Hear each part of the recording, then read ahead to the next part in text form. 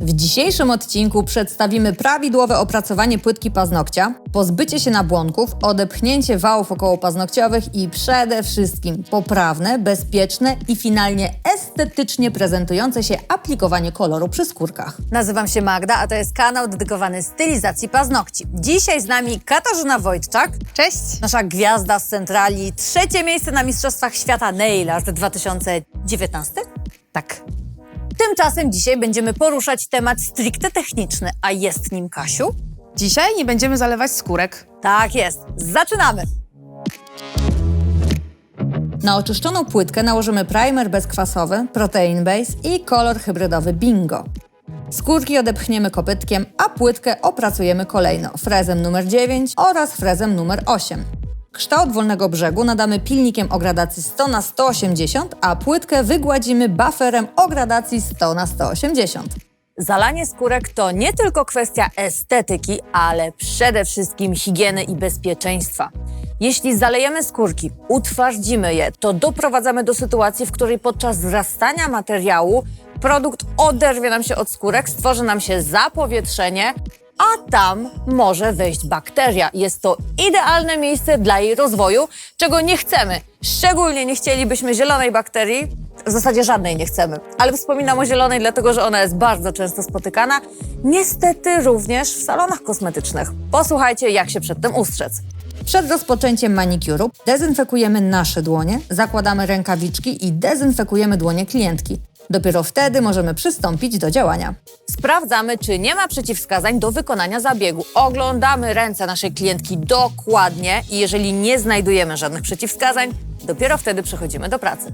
Pierwszym etapem jest odepchnięcie wałów kopytkiem. Pracujemy nim na płasko, zależy nam jedynie na ich odsunięciu, a nie wepchnięciu nabłonek pod wał. Nabłonki zaraz będziemy usuwać. Kopytkiem nie pracujemy pionowo, nie wciskamy go w płytkę, nie szorujemy po powierzchni. Następnie sięgamy po frez numer 9, ustawiamy frezarkę na 13 000 obrotów i usuwamy nabłonki przylegające do płytki. Kierujemy się zgodnie ze wskazówkami zegara, czyli od lewej do prawej strony. Na wysokości bocznych wałów okołopaznokciowych frez stawiamy pionowo. Im bliżej środkowej części, tym frez kierujemy bardziej poziomo.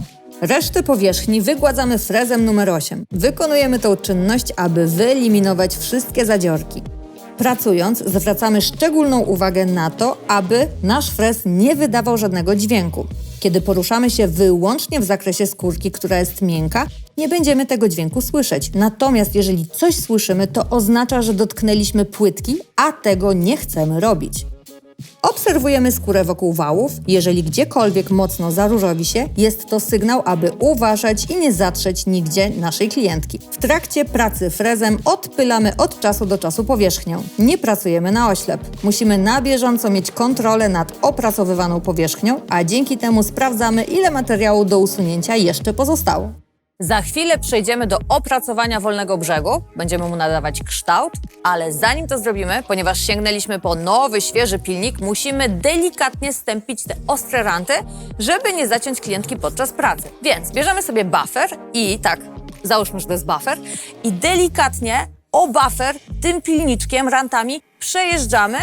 Dzięki temu możemy przejść do pracy i nie bać się, że za chwilę będzie rzeźnia.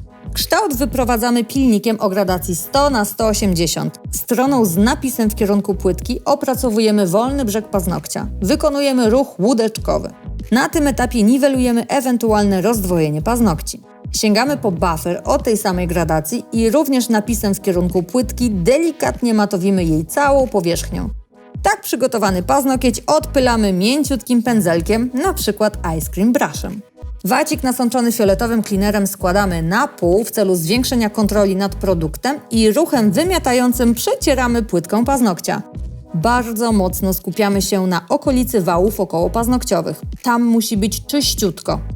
Aplikujemy primer bezkwasowy, tak jakbyśmy malowali lakierem klasycznym, czyli cieniutko. Dobieramy bazę, w tym wypadku użyjemy naszej proteiny. Nakładamy cienką warstwę na powierzchnię całego paznokcia. Na tym etapie jeszcze nie skupiamy się, by podprowadzić produkt pod same skórki. Zostawiamy około milimetr odstępu i utwardzamy przez 30 sekund w lampie.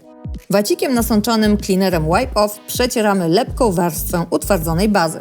Lepką warstwę bazy przycieramy po to, żeby kolor, który za chwilę będziemy nakładać, nam się nie ślizgał. Nie trzeba, można, to jest taki dodatkowy krok, ale z pewnością pomoże szczególnie początkującym osobom, żeby kolor nam się nie rozjechał. Sięgamy po lakier hybrydowy w kolorze Bingo. Pierwszą warstwę rozprowadzamy cienko po całej powierzchni płytki, również nie zbliżając się do skórek i pozostawiając milimetr odstępu. Nie kierujemy pod skórki dużej fali z kolorem, wówczas zalanie skórek gwarantowane. Utwardzamy w lampie przez 30 sekund. Przydatnym trikiem na tym etapie jest ponowne użycie kopytka i odepchnięcie wału przed nałożeniem drugiej warstwy koloru. Najpierw rozprowadzamy drugą warstwę dokładnie w ten sam sposób co pierwszą. Następnie pędzelkiem Nail Art 006 nasączonym w kolorze malujemy kolor pod skórkami. Pędzel prowadzimy spokojnie, nie spieszymy się, ruch musi być precyzyjny. Kiedy płytka przy skórkach jest równo pomalowana, utwardzamy kolor przez 30 sekund w lampie.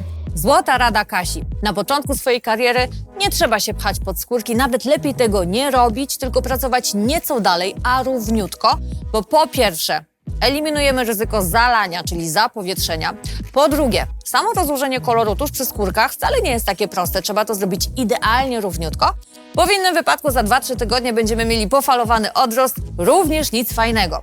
Dlatego na spokojnie, najpierw nabierzmy precyzji, zrozummy w jaki sposób pracować, wiecie, połączenie oko-ręka, skumanie produktu, gęstości, jak się zachowuje, w jakiej temperaturze i tak dalej, a dopiero potem można sobie wraz ze wzrostem umiejętności coraz bardziej zbliżać się do skórek.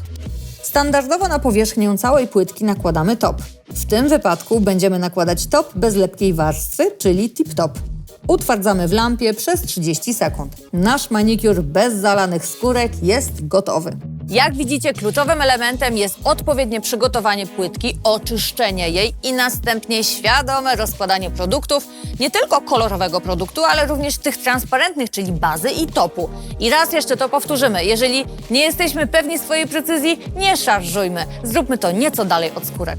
I to już koniec naszego odcinka. Dajcie znać w komentarzach, czy wiedzieliście o tych tipach, które powiedzieliśmy Wam, które mam nadzieję zaskutkują brakiem zapowietrzeń już na zawsze, na całym świecie. Nie no, wiadomo, że nie, ale byłoby bardzo miło. Dzięki za uwagę, cześć!